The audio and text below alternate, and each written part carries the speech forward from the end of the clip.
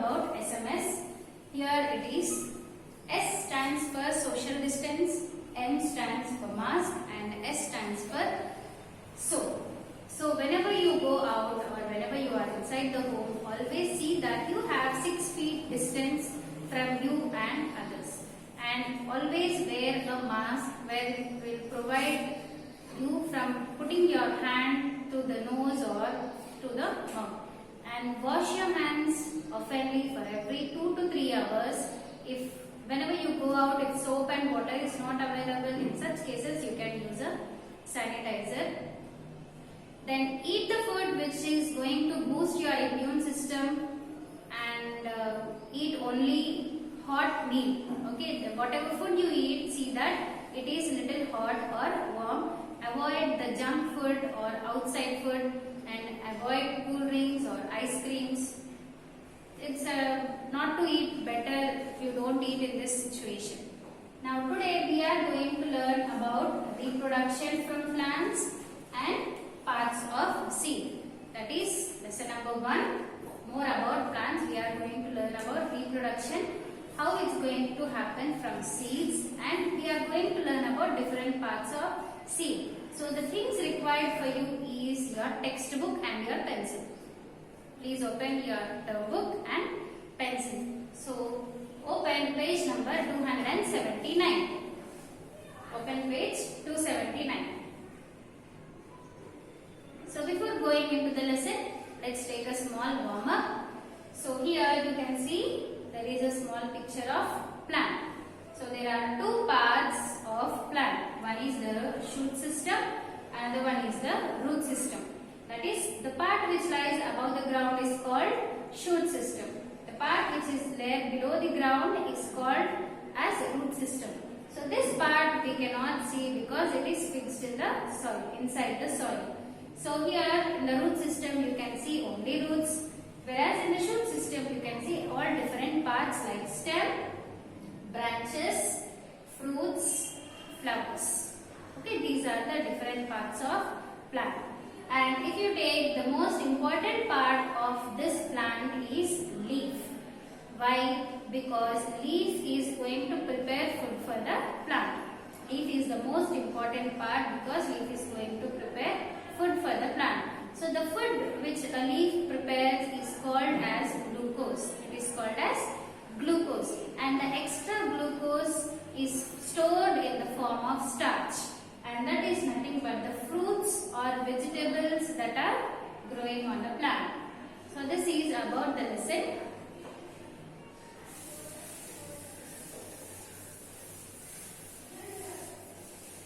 So these all things you have learned in the previous year, isn't it? That about the plants, about chlorophyll, how they are going to make their food, everything you have learned in the previous year. Now here, before starting the lesson, 2 terms I want to just tell you. One is reproduction.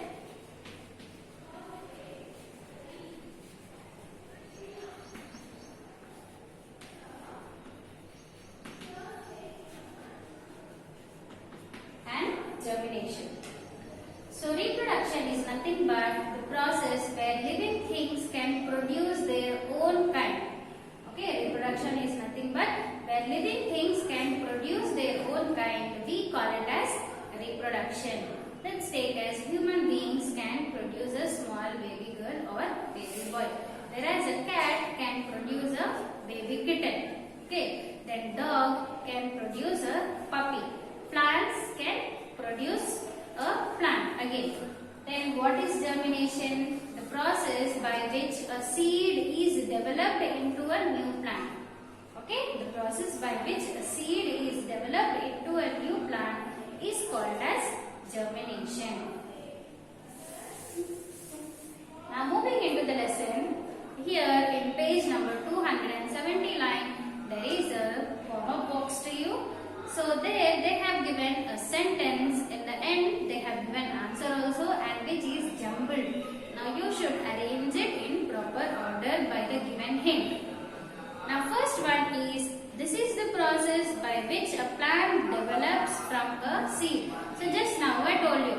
So this is the process by which a seed is developed into a plant. So what is this? that is germination.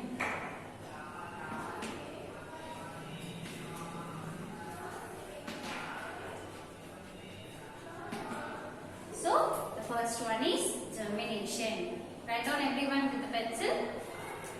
Then second one is this fruit has only one seed inside it. So this fruit is containing only one seed inside it. So what is it? It is mango. Everyone likes mango, isn't it? So in which season it comes? It comes in summer season.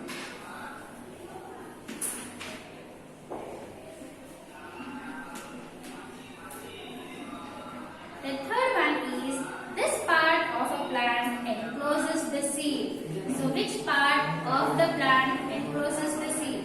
It is fruit.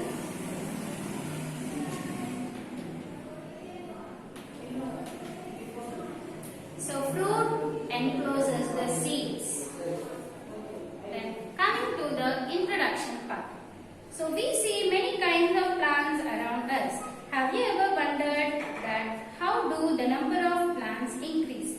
So it is the process of reproduction by which their number increases.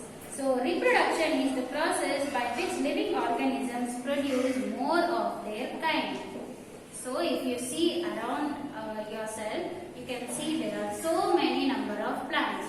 So from where these plants have come, it's nothing but by the process of reproduction. So reproduction is nothing but where living things can produce their own kind.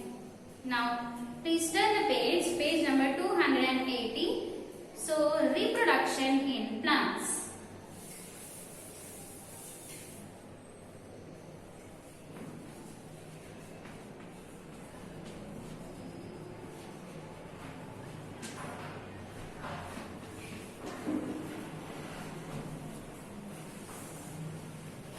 We have learned that reproduction is the thing where living things can produce their own kind.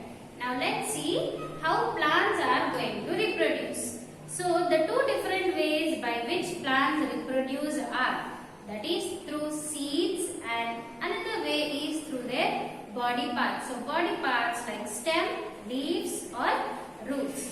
So they reproduce by two ways.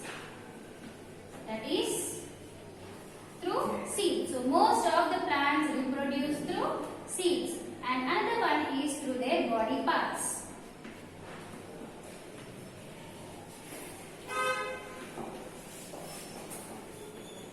And here they have given some examples like body parts like stem, leaves and roots.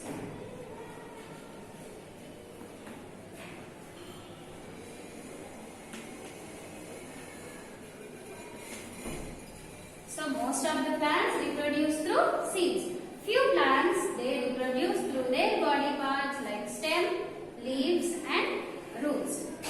The most common method of reproduction is through seeds.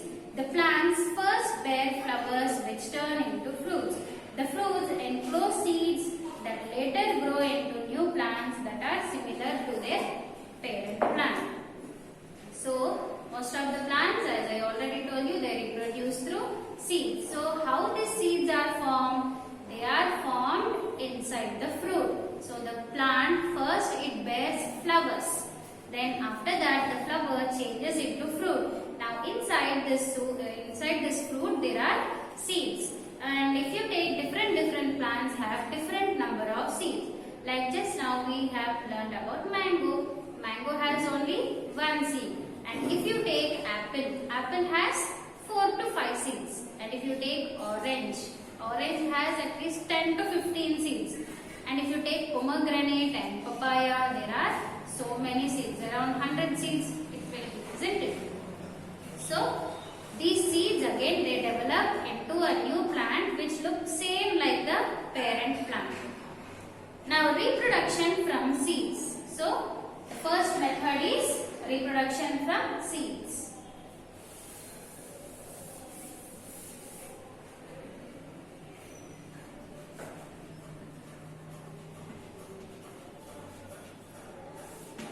So let's see how they are going to reproduce through seeds.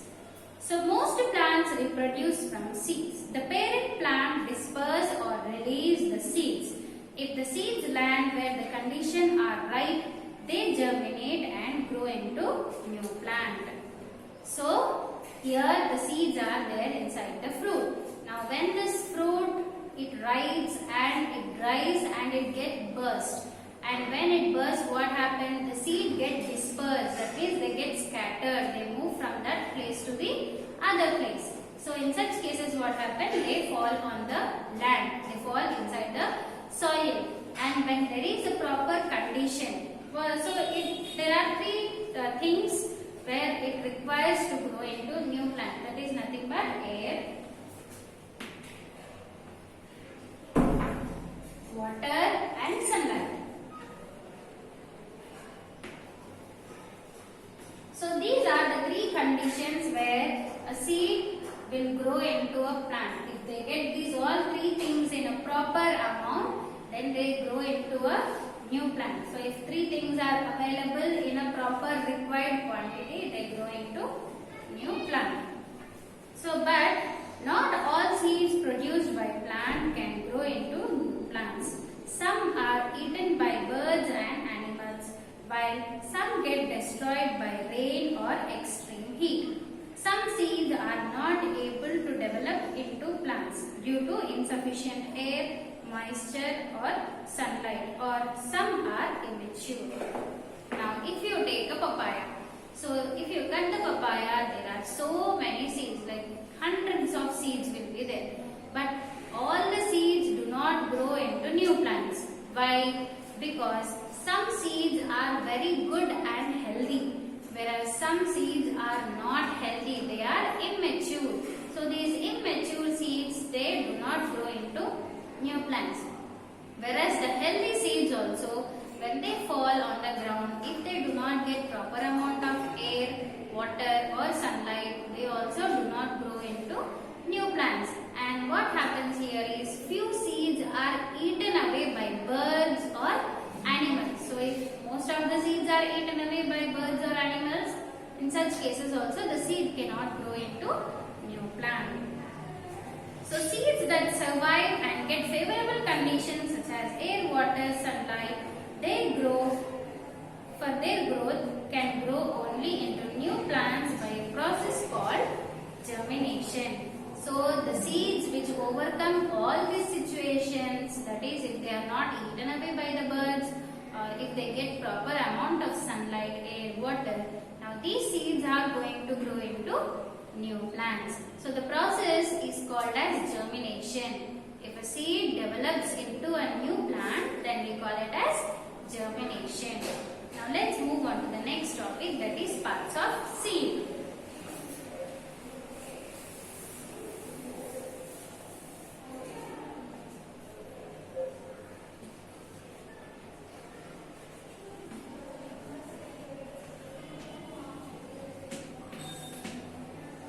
Parts of seed. How a seed grows into a plant. Now here I am showing you.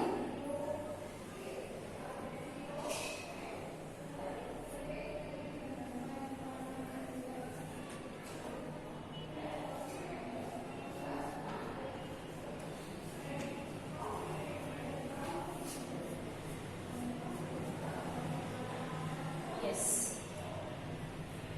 Now there are three parts of a seed. So in the seed, if you see, there are three main parts. The first one is the seed coat.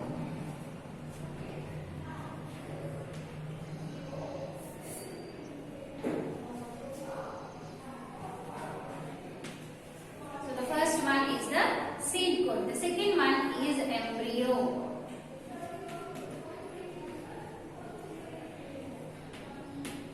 And the last one is cotyledon.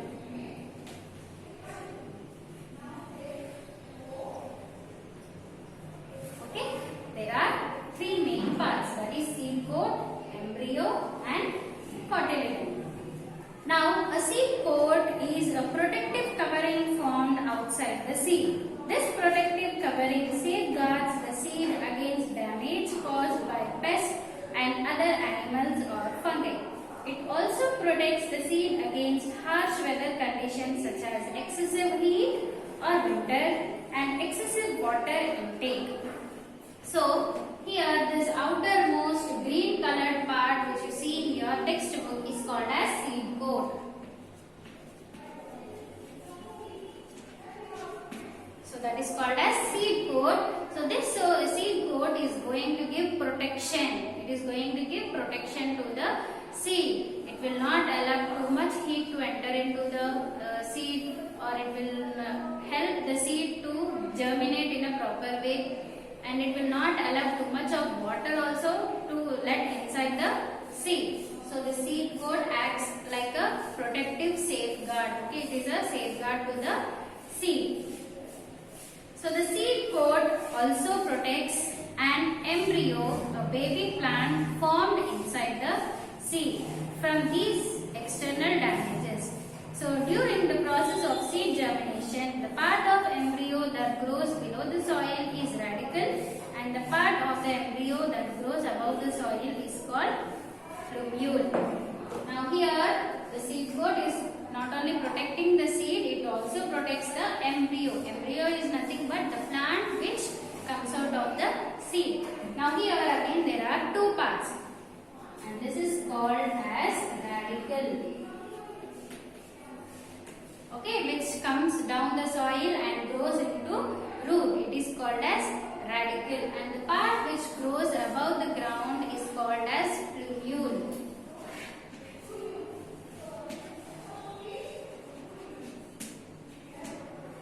So here two parts are going to come, which one grows above the soil and one comes below the soil, and this is radicle and that is called as plumule. So a cotyledon is a significant part of embryo within the seed of a plant. It provides nourishment to the embryo until it begins to grow. Also, upon germination, the cotyledon may become the first embryonic leaves of a seedling. So these are called as cotyledons. So most of the plants have two cotyledons. Okay, that means two parts. We can divide the seed into two parts. So what these cotyledons will do? These cotyledons are going to give nourishment and they supply food for the plant. So whichever plant comes out, they are going to supply food for that plant. In some plants, what happens? These cotyledons will grow into the leaves where the seedlings have come. So seedling is nothing but a small plant. Okay. So these cotyledons, they grow into new leaves in few plants, whereas in few plants they give food and nourishment to the plant. So this is about the lesson. We have learned about reproduction in plants. That is, two different ways are there. One is through seeds and one is through body parts. Reproduction through seeds we have learned, and we have learned about parts of seeds. So in the next lesson we will learn about a different topic, that is dispersal of seeds. And today's homework is you have to draw parts of seed from page number 280. So here in page number 280 there is a diagram for you. So you have to draw it, color it and label it. So this is your homework. Hope you all understood the lesson. We'll meet in the next